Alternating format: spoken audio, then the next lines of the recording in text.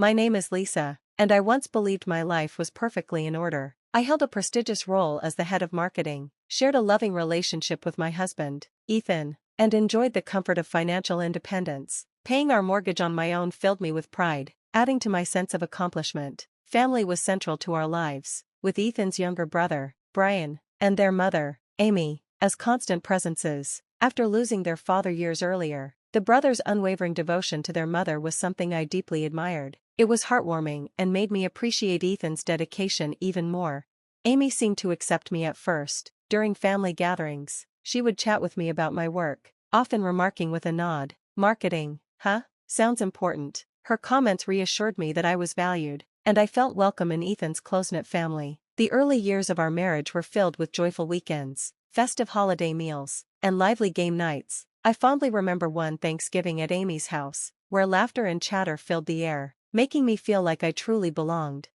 But everything began to change during a New Year's Eve party. While refilling my wine glass in the kitchen, I overheard Amy mocking Julie, a single mother struggling to make ends meet, commenting on her inexpensive dress and implying she didn't belong. The words stung, not because they were directed at me, but because they revealed a side of Amy I hadn't seen before. What I once dismissed as harmless teasing now seemed cruel. As time went on, these snide remarks became more frequent. Amy would huddle with Ethan and Brian, whispering and laughing at others' expense. It was uncomfortable to witness, and I found myself questioning the family dynamics I had once admired. The breaking point came one Easter Sunday when Amy openly criticized a relative's financial decisions in front of everyone. Unable to hold back, I stood up and confronted her, calling out the rudeness of her remarks. The room fell silent. Amy, dripping with sarcasm, dismissed my concerns, saying I was too sensitive. I turned to Ethan for support, but he stayed quiet, his eyes avoiding mine.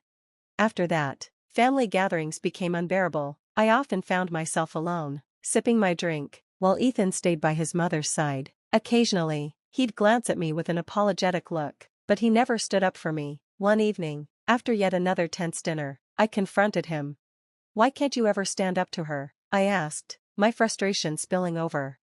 Ethan sighed and ran a hand through his hair. "She's my mother, Lisa. What do you expect me to do?"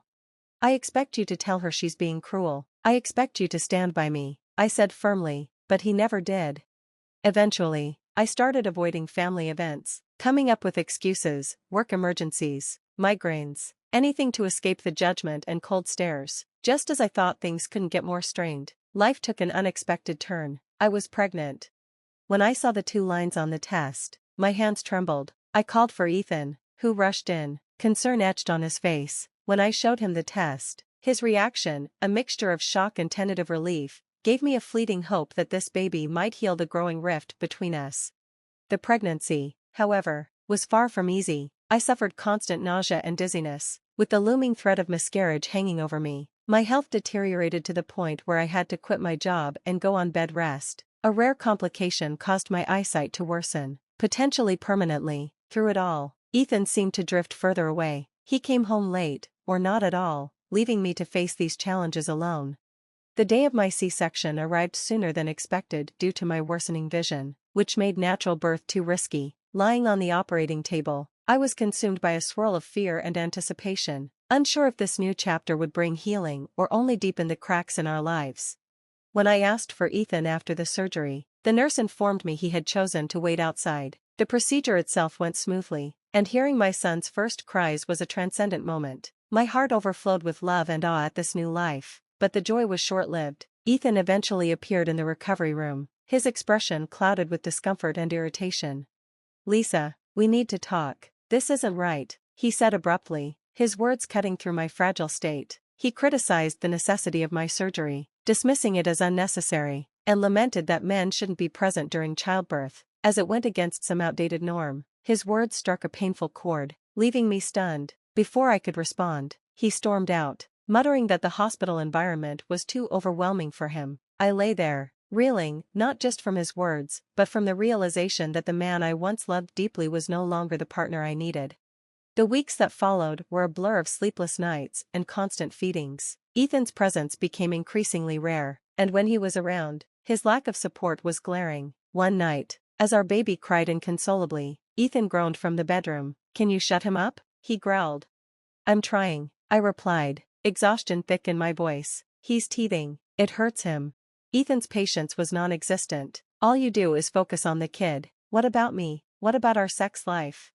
I was floored by his insensitivity, still recovering from major surgery and running on fumes. His complaints felt like a cruel reminder of how far we had drifted apart.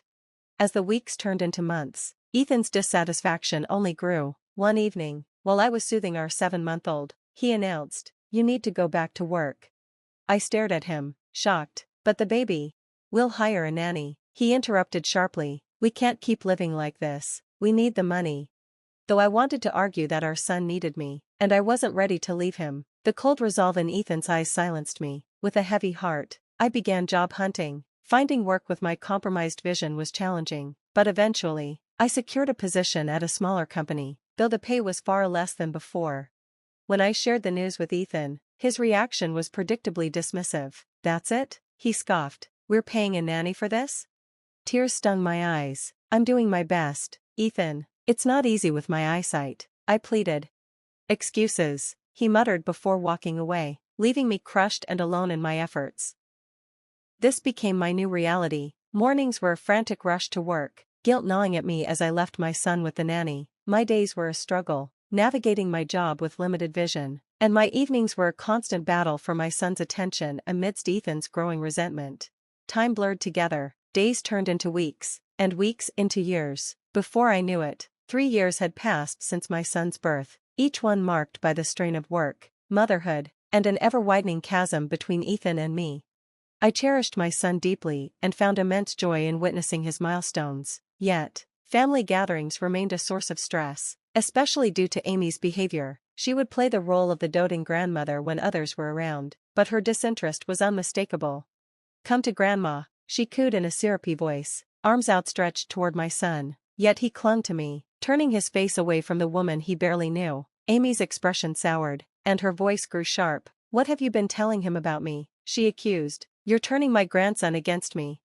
I sighed, weary. "He just doesn't know you well, Amy. If you visited more often, don't you dare blame this on me," she snapped, cutting me off before storming out to complain to Ethan.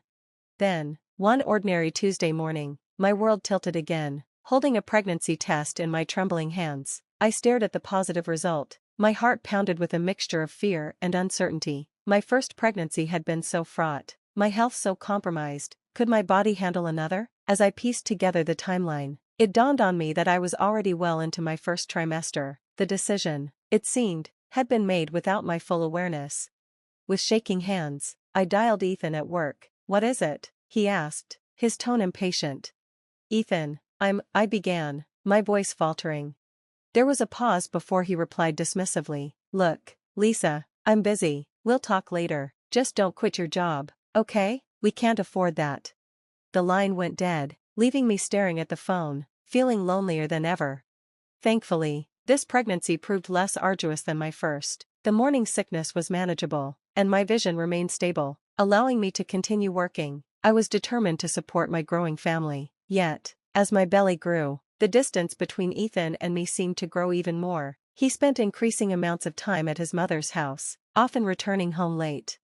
One evening, exhausted from managing our toddler and my pregnancy, I mustered the courage to ask Ethan for help. As he walked through the door, I said, "Hey, can you read him a story? I'm so tired." Ethan glanced at us, then at his watch. "Can't. I promised Mom I'd help move some furniture. Don't wait up." And with that, he was gone, leaving me alone with our son and my tears. By the 7th month of my pregnancy, Thanksgiving was upon us. I busied myself with preparations, and soon, guests began to arrive. My parents pitched in immediately, filling the house with warmth and the comforting buzz of chatter and laughter.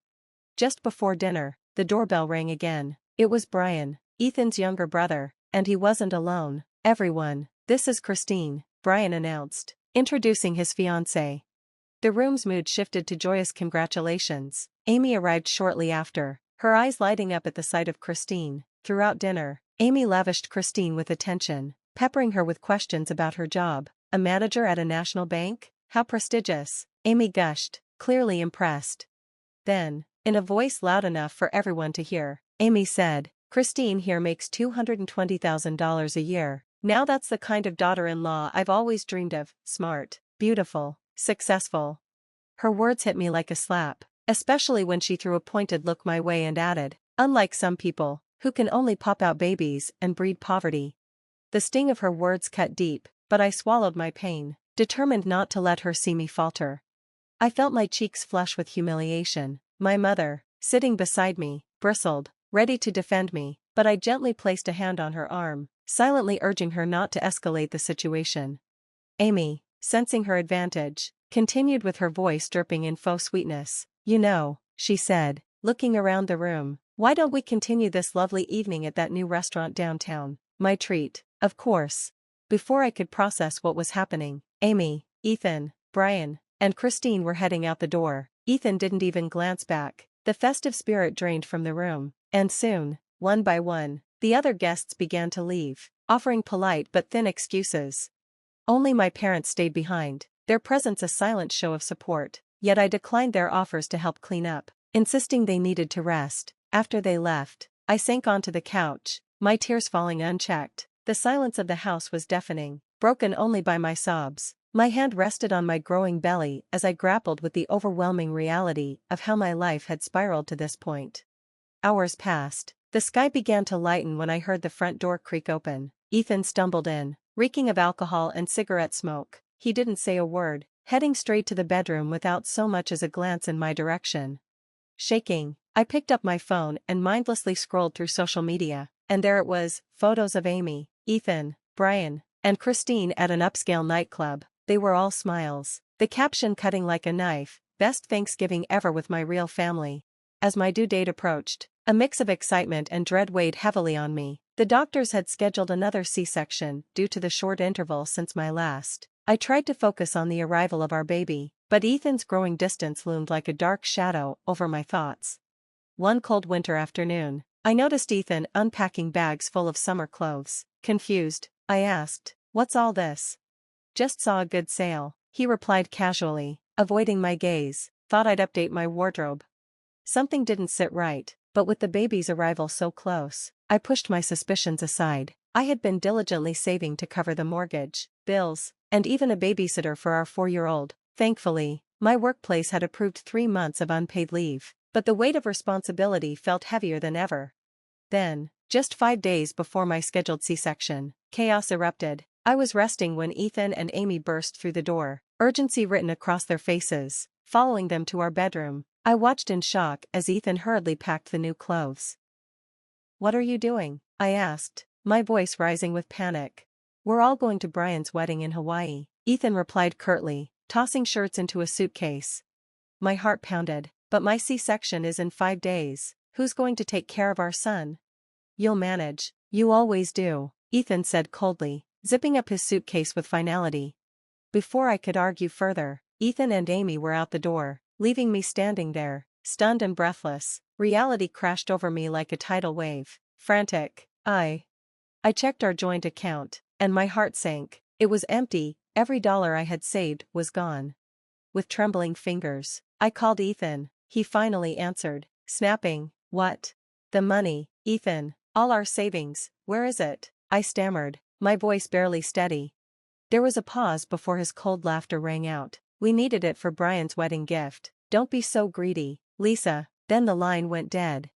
Before I could process his words, a sharp pain tore through my abdomen. Looking down, I saw a puddle forming at my feet. My water had broken. Panic gripped me as I realized the imminent danger. My previous C-section scar put me at high risk. Clutching my phone with one hand and my belly with the other, I dialed emergency services. The hospital was a blur of doctors shouting and machines beeping. Hours later, I woke to the rhythmic sound of monitors and my mother's tear-streaked face hovering over me. "Lisa," she whispered, squeezing my hand, "you're okay. The baby's okay." Slowly, the gravity of what had happened set in. I had almost lost my life, and my baby. 5 days after the emergency C-section, I was recovering faster than expected. The doctors were impressed, and I was cleared to go home. Yet during that time, Ethan didn't call, not once, not to check if I was alive, not to ask about his newborn son. That's when I knew our marriage was over. I reached out to my parents, asking if I could stay with them. They welcomed me and my boys without hesitation. providing not just a home but the emotional support I desperately needed. While they doted on their grandsons, I began resting and researching divorce lawyers, quietly gathering the necessary financial documents. A week after I left the hospital, Ethan finally called. I ignored the first 5 calls but answered on the 6th. "Where the hell are you? Why aren't you at home?" he demanded, his tone laced with anger and confusion. Calmly, I replied, "I'm at my parents' house with our sons. I've filed for divorce." His reaction was a mix of disbelief and mockery. "Divorce? Are you kidding me? After everything I've done for you?" He laughed bitterly. "Everything you've done?" I snapped. "Like abandoning me before I gave birth? Like stealing our savings?" "Oh, get over it," he scoffed. "I'll pay you back. Besides, I don't even want to see you again. You know why? Because I'm going to be rich." He rambled on about a job offer from Brian's new wife, Christine, who had promised to make him wealthy through some financial venture. "You never believed in me, Lisa," he spat. "You always held me back. Well, guess what? I'm free now. And you're just a loser who can't see potential when it's right in front of her." The divorce was swift. Ethan didn't contest much. He returned the money he had taken and was ordered to pay alimony. Since I had been solely responsible for the mortgage payments, the judge awarded me the house. The day I returned to what was now solely my home, Ethan was packing his belongings. As I entered with my toddler and newborn, he sneered. "Enjoy this dump while you can," he jeered. "I'll be in a mansion soon, swimming in cash. You'll see what you missed out on." As he left, a profound sense of relief washed over me. The house felt brighter, freer, finally rid of his shadow. A year and a half later, life had settled into a steady rhythm. I balanced work and motherhood. It wasn't always easy, but we were happy, healthy, and thriving. Then, one ordinary Tuesday, a news alert flashed on my phone. My jaw dropped as I read the headline, "Local banker exposed as fraud leaves family in ruins." Christine, the so-called financial genius, had orchestrated an elaborate scam. She had convinced Ethan, Brian, and Amy to invest in a non-existent company, even taking out massive loans to fund Brian and Christine's extravagant Hawaii wedding, the very event Ethan had abandoned me for. Christine wasn't a banker at all. The office she had shown them was a short-term rental, part of her elaborate con. She vanished with millions, leaving behind nothing but forged documents and shattered dreams. Ethan and Brian were left destitute, their debts unmanageable. Amy lost her home, her car, and even basic belongings. Through the grapevine, I learned she had taken a cashier's job, struggling to afford rent and groceries. Then my phone rang. It was Amy. Against my better judgment, I answered. "Lisa," she began timidly, her usual commanding tone gone, "we need your help. The children need their father and grandmother. You can't turn your back on family in times like this." I took a deep breath, memories flooding back, being humiliated, left alone while pregnant, my savings stolen. "Family?" I replied firmly. "You weren't concerned about family when you left me pregnant and in danger. You weren't concerned about family when you helped steal my savings. You weren't concerned about family when you belittled me."